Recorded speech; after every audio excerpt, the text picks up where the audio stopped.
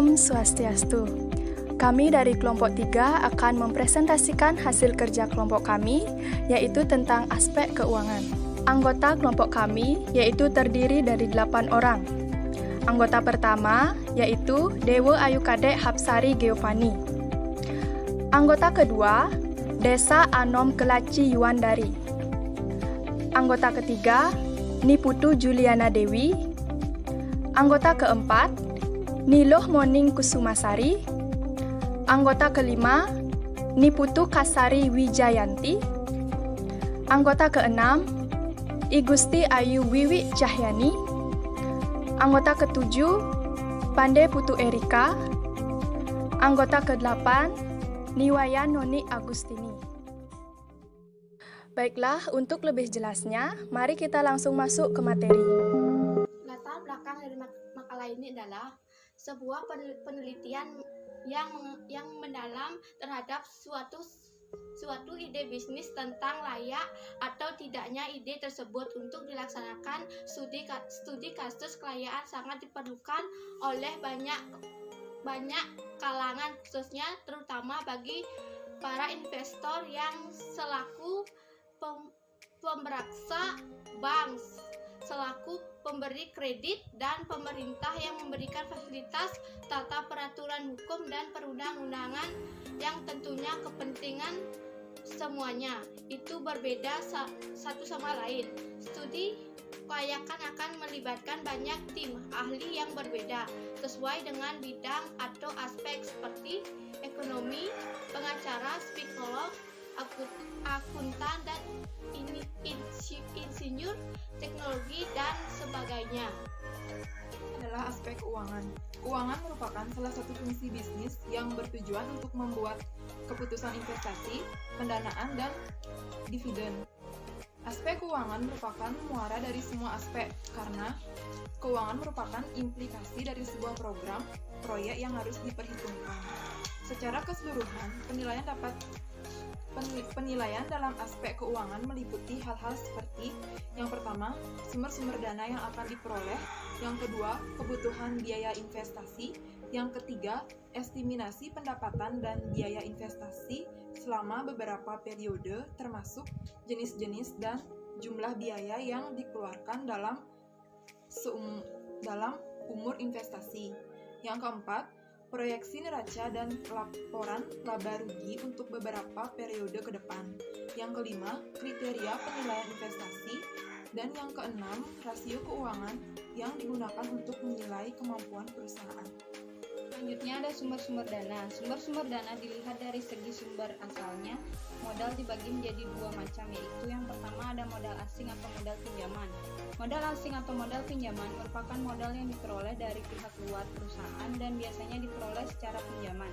Sumber dana modal asing dapat diperoleh antara lain dari pinjaman dari dunia perbankan, pinjaman dari lembaga keuangan seperti perusahaan modal ventura, asuransi, leasing, dana pensiun atau lembaga keuangan lainnya, pinjaman dari perusahaan non-bank.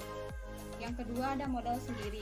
Modal sendiri adalah modal yang diperoleh dari pemilik perusahaan dengan cara mengeluarkan saham baik secara tertutup atau terbuka.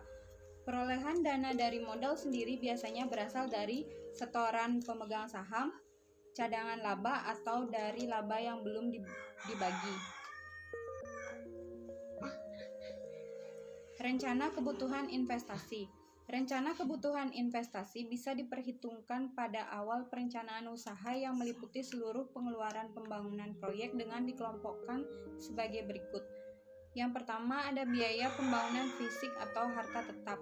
Biaya pembangunan fisik adalah biaya yang dikeluarkan untuk pengadaan sarana dan prasarana seluruh kebutuhan proyek yang meliputi pembelian tanah, pembangunan gedung, pembelian mesin, alat kantor, furniture, dan kendaraan. Yang kedua ada biaya trial run. Trial run adalah uji coba kelancaran operasi seluruh unit produksi sehingga terwujudnya produk yang akan dipasarkan. Yang ketiga ada modal kerja. Modal kerja adalah dana yang dibutuhkan untuk operasi perusahaan sehari-hari dalam membuat produk yang meliputi kebutuhan dana yang tertanam lancar dalam bentuk piutang usaha, persediaan bahan baku, bahan dalam proses, bahan jadi, bahan bakar, dan bahan bantu produksi lainnya termasuk sejumlah kas minimum untuk kebutuhan tidak terduga atau transaksi. Proyeksi arus kas atau cash flow. Proyeksi arus kas berguna untuk menyusun proyeksi neraca.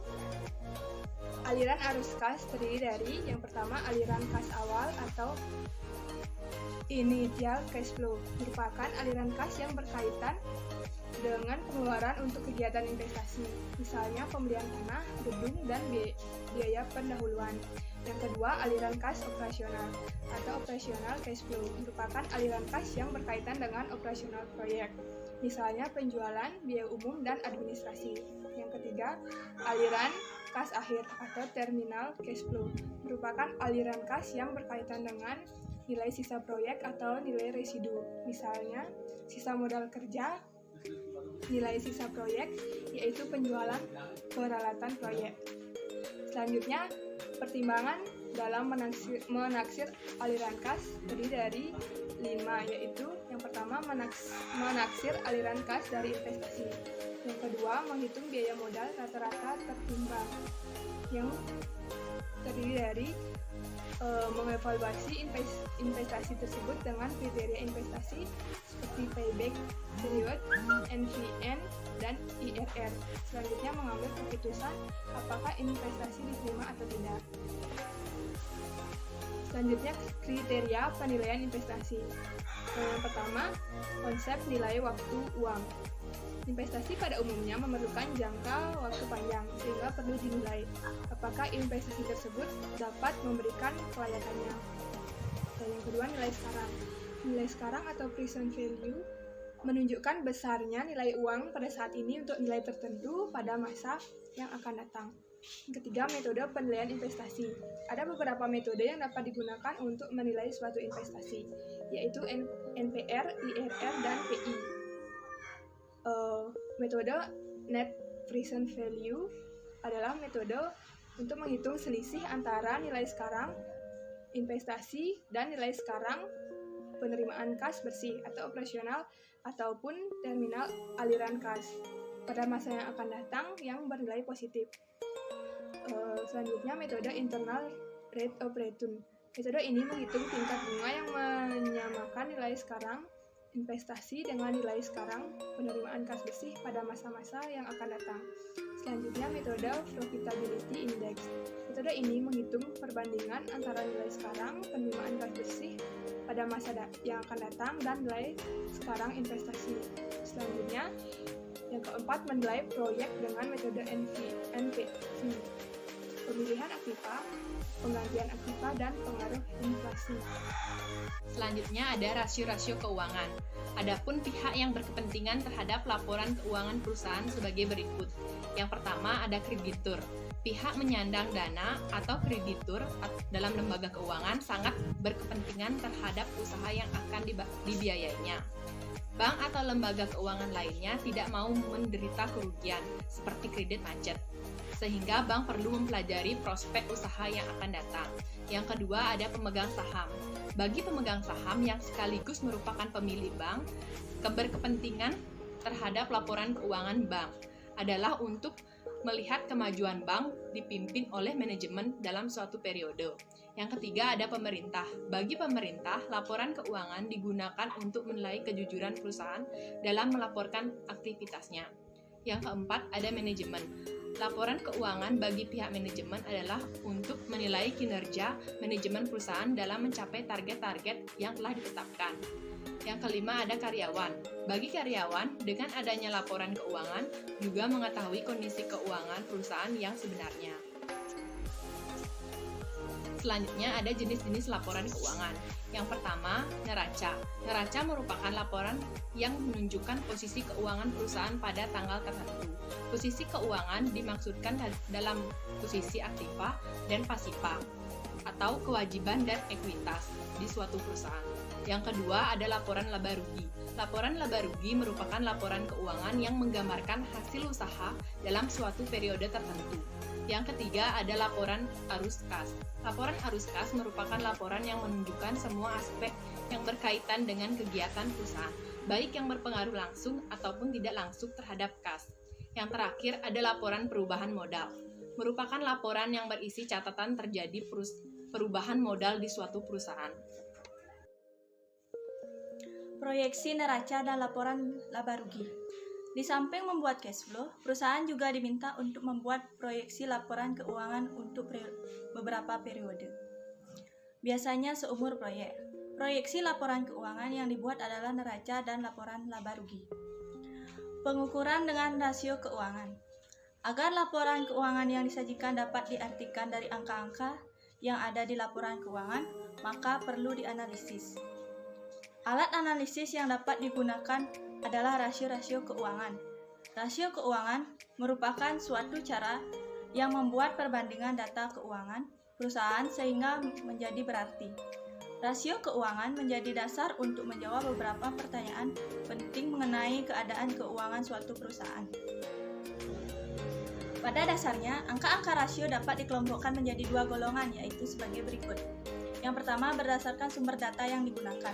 Berdasarkan sumber data yang digunakan, rasio dibedakan menjadi 3 jenis, yaitu yang pertama, rasio neraca. Rasio yang disusun dari data yang berasal dari neraca, misalnya current ratio, quick ratio, dan cash ratio. Yang kedua, rasio laporan laba rugi, yaitu rasio yang disusun dari data yang berasal dari laporan laba rugi.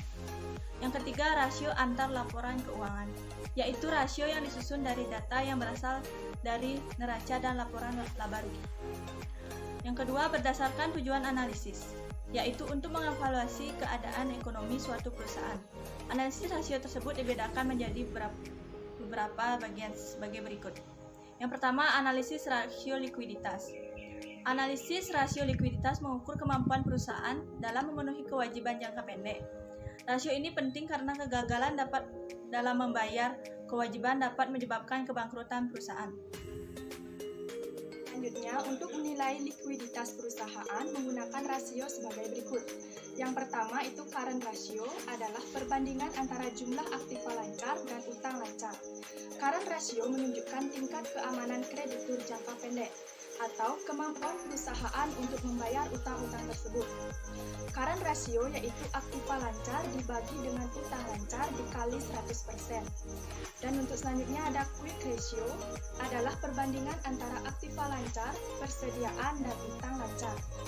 Rasio ini merupakan ukuran kemampuan perusahaan dalam memenuhi kewajiban dengan tidak memperhitungkan persediaan karena persediaan memerlukan waktu yang relatif lama untuk direalisasikan menjadi uang.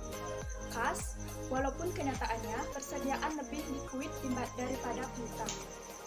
Quick ratio yaitu aktiva lancar dikurang persediaan dibagi utang lancar dikali 100%. Selanjutnya ada analisis rasio solvabilitas. Adalah kemampuan perusahaan untuk memenuhi kewajiban keuangannya apabila perusahaan tersebut dilikuiditaskan, baik kewajiban keuangan jangka pendek maupun jangka panjang. Rasio yang digunakan untuk mengukur kemampuan perusahaan adalah sebagai berikut.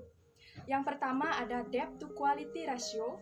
Untuk mengukur risiko, fokus perhatian, risiko jangka panjang ditunjukkan pada prospek laba dan perkiraan arus kas, serta tetap dipertahankan keseimbangan antara proporsi aktiva yang didanai oleh kreditur dan yang didanai oleh pemilik perusahaan.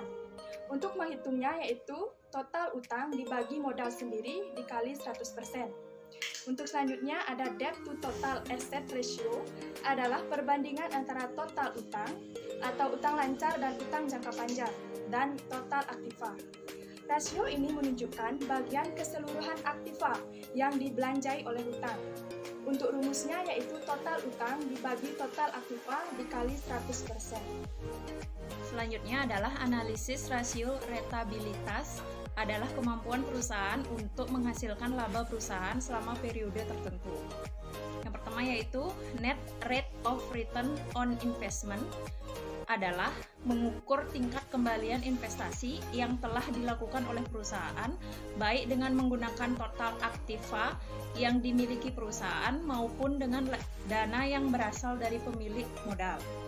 Net rate of return on investment sama dengan laba bersih setelah pajak dibagi dengan modal sendiri dikali 100%. Yang kedua yaitu return on equity, adalah kemampuan perusahaan untuk menghasilkan laba yang tersedia bagi pemegang saham perusahaan.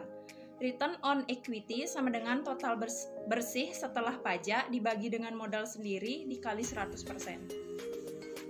Selanjutnya dapat disimpulkan yaitu menganalisis aspek keuangan dari suatu studi kelayakan bisnis adalah untuk menentukan rencana investasi melalui perhitungan biaya dan manfaat yang diharapkan dengan membandingkan antara pengeluaran dan pendapatan. Secara keseluruhan, penilaian dalam aspek keuangan.